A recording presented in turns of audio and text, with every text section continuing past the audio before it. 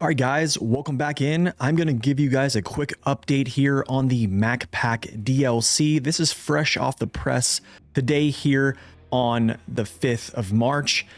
Today, the Mack Pinnacle did get an all-wheel drive kit. So let's check this out. But also, it did get a nerf on its engine power, which is of no consequence, to be quite honest, because it actually has a really strong engine still, which is the same engine as the Mack Defense. And the Mack Terra Pro shares the same engine, all three of these same engine sets as well. So you're not really losing much there, especially when you gain an all-wheel drive kit. The multi-purpose gearbox has changed a little bit. I will talk about this further on my review. Then you also have your other standard gearboxes as well. Then you have your normal race suspension giving you 46-inch tires, and there's a little surprise down here that I think isn't an upgrade, but it's kind of something if you would like to use them. I don't really recommend you do, but if you like this, you can probably use them. There's a mud tire slot. So you can see there's the JAT MMDs. These are a medium mud tire, but still I would probably rather use either a JAT OHD or the normal OHD tires because they are actually double the weight of these JAT MMD tires. But we'll talk about that later in detail. Moving forward, we have all-wheel drive, and it's actually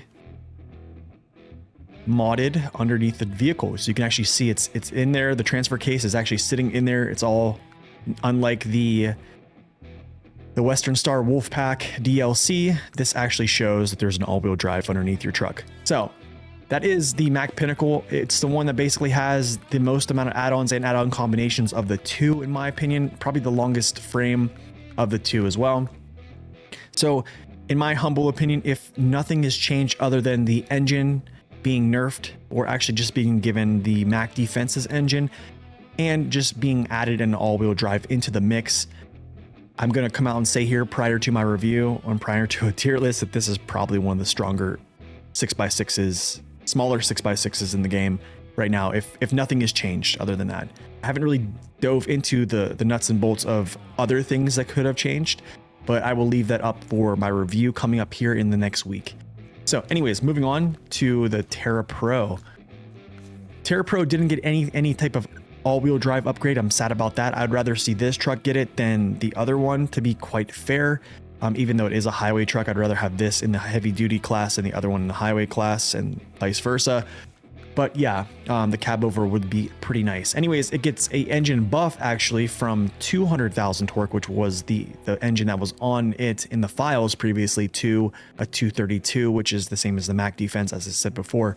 Multi-purpose gearbox hasn't changed really that much from what I've seen before. So, and I think they didn't change it because there was a crazy all-wheel drive penalty associated with this multi-purpose gearbox, which they did change on the Mack Pinnacle. So we'll go over that in detail later. Same thing here. There was MMDs added to this truck. I don't recommend you use those because they are literally half the weight as an OHD or a JAT OHD. So I would rather just use something that's heavier and they perform better than an MMD. So thank you for adding that, Saber, but it's not really an upgrade. Anyways, that's pretty much all the changes that I can see currently from today on the 5th of March. I will be doing a thorough review on both of these. I kind of started them already, but I'm probably going to try to get them done within a week's time, pending that I'm not busy with normal adult stuff like work. So anyways, you guys have a wonderful rest of your day, and I will see you guys back here on stream today. God bless and stay upright.